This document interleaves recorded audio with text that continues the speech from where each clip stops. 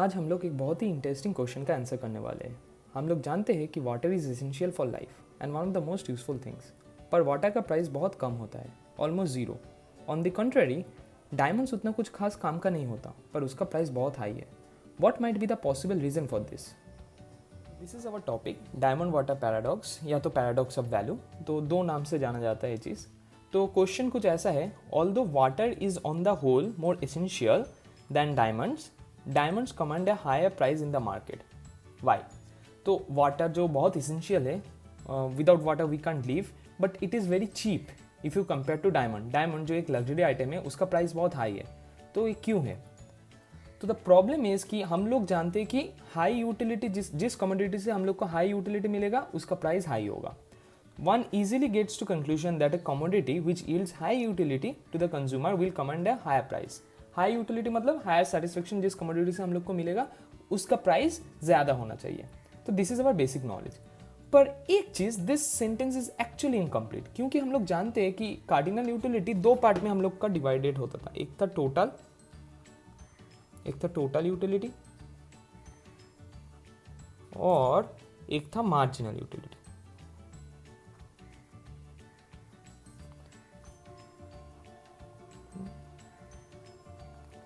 ठीक है, always remember that price depends upon marginal utility.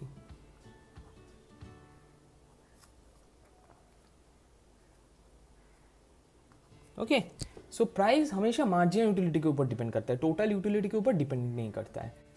So diamond का marginal utility बहुत हाई होता है, इसके लिए प्राइस भी डायमंड का बहुत हाई होता है। Price directly depends upon margin utility. Since diamond का मार्जिन यूटिलिटी हाई होता है तो प्राइस हाई होता है। और वाटर का अगर देखा जाएगा तो margin utility of water is very less, बहुत कम होता है, तो इसलिए वाटर का प्राइस भी कम होता है। ओके, तो ये चीज़ अभी हम लोग एक शेड्यूल से करेंगे, एक बहुत ईजी एग्जाम्पल से कर लेते हैं। पहले let's concentrate on the diamond example. अगर आपको एक यूनिट ऑफ डायमंड मिल रहा है, आउट ऑफ 100 आपका सेटिस्फेक्शन होगा 40, पकड़ लीजिए। सेकेंड यूनिट ऑफ डायमंड आपको मिल रहा है तो सेटिस्फेक्शन थोड़ा कम होगा, 39 होगा। थर्ड यूनिट ऑफ डायमंड अगर आपको मिल रहा है तो 38 होगा। फोर्थ यूनिट ऑफ डायमंड अगर मिल रहा है तो 35 होगा। फिफ्थ यूनिट ऑफ डायमंड अगर आपको मिल रहा है तो सेटिस्फेक्शन कितना होगा, 30 होगा आउट ऑफ 100।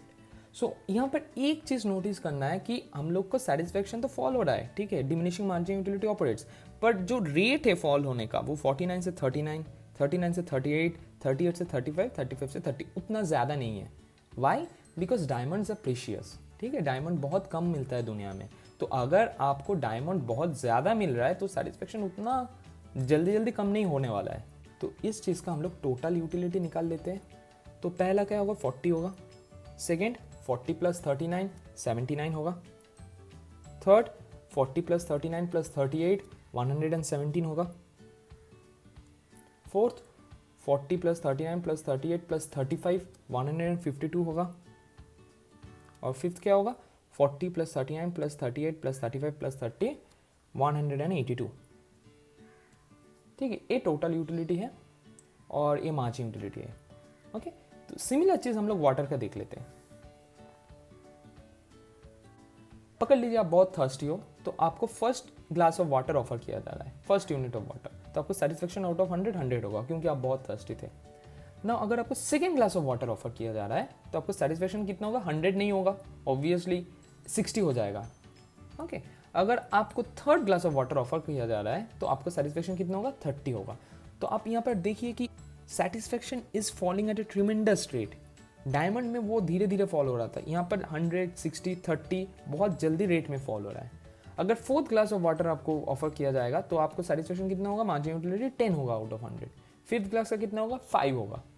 तो यहाँ पर मार्जिन यूटिलिटी जो फॉल हो रहा है उसका रेट बहुत हाई है, क्योंकि ऑब्वियसली पहला ग्लास का बहुत हाई होगा मार्जिन यूटिलिटी, हम लोग थर्स्टी थे, पर एक या दो ग्लास पी जाने के बाद we are no longer thirsty, so we don't want to consume any more water. तो इसलिए हम लोग का सेटिस्फेक्शन क्या हो जा रहा है, बहुत कम हो जा रहा है।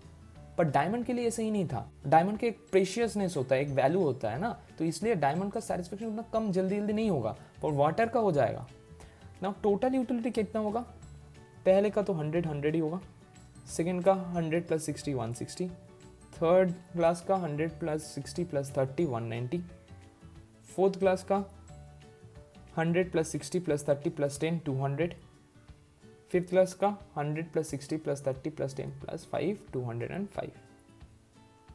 नाउ इस एग्जाम्पल से अगर आपको कोई पूछेगा कि फिफ्थ यूनिट ऑफ डायमंड का प्राइस कितना होना चाहिए, should have a price of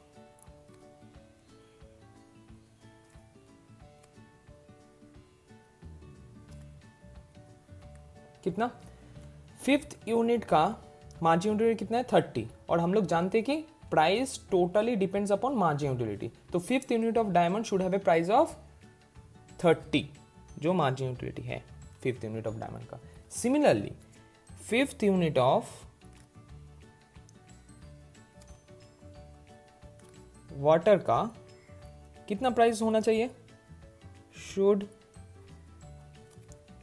have a price of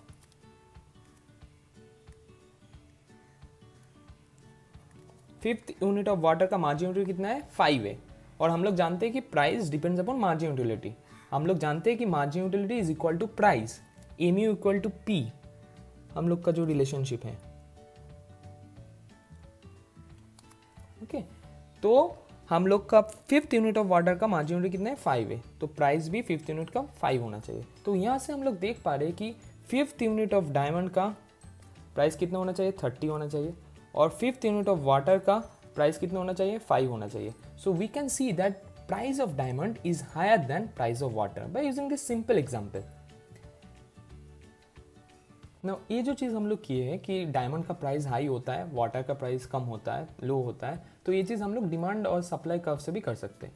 तो डायमंड का सप्लाई क्या होता है, सप्लाई लिमिटेड होता है, डायमंड लिमिटेड इन नंबर से बहुत कम मिलता है डायमंड, तो supply curve of diamond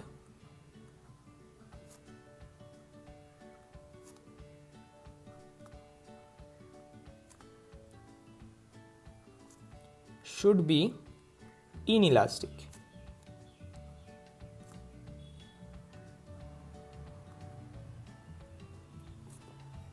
inelastic क्यों, क्योंकि डायमंड्स आर रेयर, ठीक है। इनइलास्टिक क्यों, डायमंड्स आर रेयर।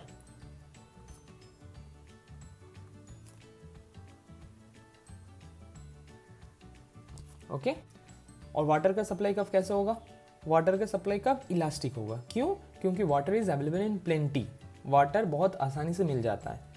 तो सप्लाई कर्व ऑफ वाटर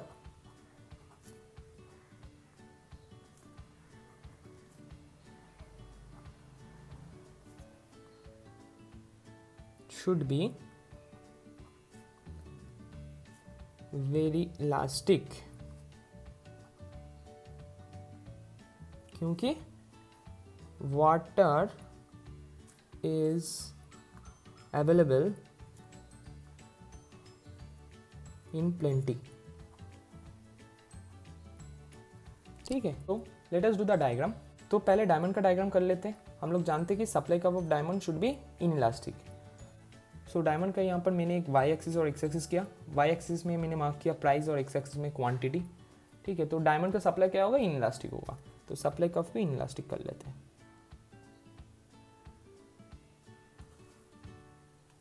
तो this is the supply curve, okay.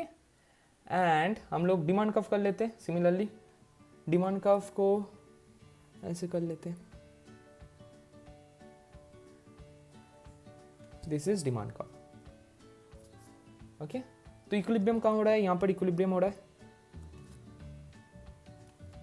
ये आपका इक्विलिब्रियम क्वांटिटी और ये आपका equilibrium price. So this is the price of diamond, okay fine. In this part हम लोग वाटर का भी सेम डायग्राम करते हैं। तो मैं वाई एक्सिस और एक्स एक्सिस किया, वाई एक्सिस में प्राइस मार्क किया, एक्स एक्सिस में क्वांटिटी मार्क किया, और सप्लाई कर्व ऑफ वाटर पहले कर लेते हैं। Supply of curve of water क्या होगा, इलास्टिक होगा, क्योंकि water is available in plenty. So let this be supply curve of water, जो इलास्टिक है बहुत ही। So this is the supply curve of water, okay. And let's do the demand curve of water. So this is the demand curve of water. तो equilibrium कहाँ हो रहा है, यहाँ पर, जहाँ पर इंटरसेक्ट हो रहा है डिमांड और सप्लाई का। इक्विलिब्रियम क्वांटिटी करता हूँ और यहाँ से मैं इक्विलिब्रियम प्राइस कर लेता हूँ। Okay, so this is the price of water. So as you can see, if we compare, see price of diamond is much higher than price of water. Price of water सिर्फ इतना तक and price of diamond कितना, यहाँ तक. So it's higher than price of water. So put it simply कि since diamonds are rare, इसलिए उसका price high होता है और वाटर जो अवेलेबल है प्लेंटीफुल में उसका प्राइस कम होता है। तो ये चीज़ को हम लोग पैराडॉक्स ऑफ वैल्यू बोलते हैं कि वाटर यूज़फुल है पर उसका प्राइस बहुत कम है, पर डायमंड उतना भी यूज़फुल नहीं है पर उसका प्राइस बहुत हाई है। So we have done this by using margin utility analysis and ऊपर से हम लोग डायग्रामेटिकली भी शो किए कि क्यों उसका प्राइस हाई होता है, क्यों इसका प्राइस कम होता है। All the best and will meet in the next videos.